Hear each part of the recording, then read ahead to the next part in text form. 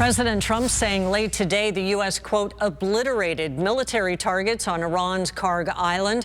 It's the primary terminal through which all of Iran's oil exports pass. The announcement coming as the Pentagon said strikes in Iran are ramping up 2 weeks into the war. 2,200 Marines aboard 3 U.S. Navy amphibious ships are headed to the Middle East. They're from the 31st Marine Expeditionary Unit based out of Japan, some of whom are from 29 Palms. Joining us now to talk about the conflict in Iran is Darren Q, Dean of the Joan Kroc School of Peace Studies at USD. Thank you, Darren, for joining us today. Thanks so much for having me. What do you think the deployment of over 2,000 Marines means for the next steps in this conflict? I think this is a function of the changing goals of the Trump administration and the Israeli government to this point. Initially, we were told that the goal of the war was regime change. Today, we've heard both the president and the prime minister back off of that goal and suggesting that there may be more limited targets for the American intervention, and in turn suggesting that there may be a quicker end to this war than they've been signaling. In particular, they've been turning back to the core goals of doing something about the Iranian nuclear capacity, control of Iranian nuclear material. So if the Marines are the sort of special ops that are capable of going in and doing something like that, that might be one outcome of this deployment.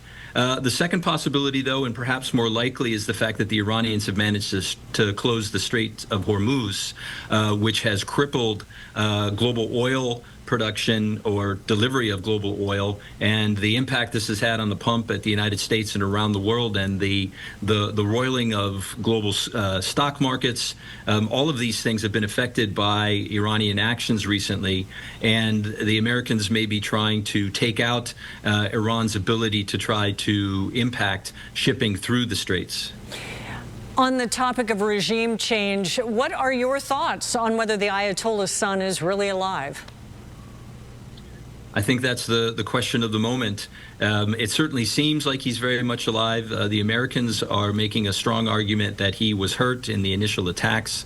I think we're all waiting to see whether we're going to get some sort of a statement or video coming out of the new Ayatollah to say that he is in charge.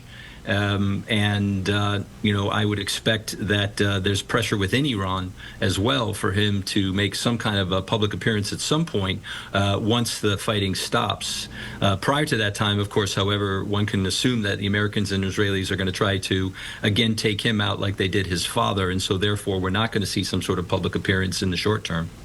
And how does the movement increase from the U.S. risk the escalation in the entire region?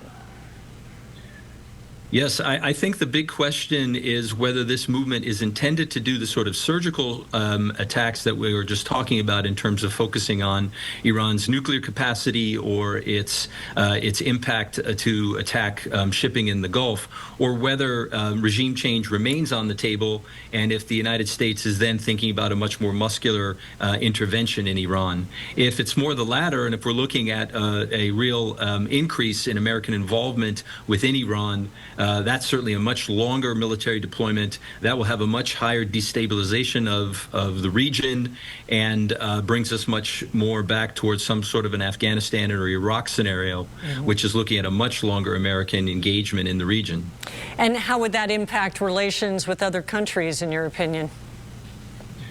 Yeah, I think the rest of the world now is certainly bringing an increasing amount of pressure on Washington because of all these economic impacts. We've seen food prices increase all across the rest of the world, across West Africa, across Asia. You know, fertilizer prices here in the United States have gone up. So, you know, you impact the oil price, it impacts all of these other goods and services. And so the world is struggling to adjust to this. And as I mentioned, obviously the impact on global markets. All of these things are creating increasing pressure on Washington, and the Trump administration certainly has, and it's out of the corner of its eye, the November elections coming around the corner, and with this very unpopular war with the American public, certainly a quick resolution of this, the sooner the better from Washington's perspective as well. Yeah, so many things to talk about, and especially with all these changes. Darren Q with the Joan Kroc School of Peace, we always appreciate your expertise and your time. Thank you for joining us. Thank you again for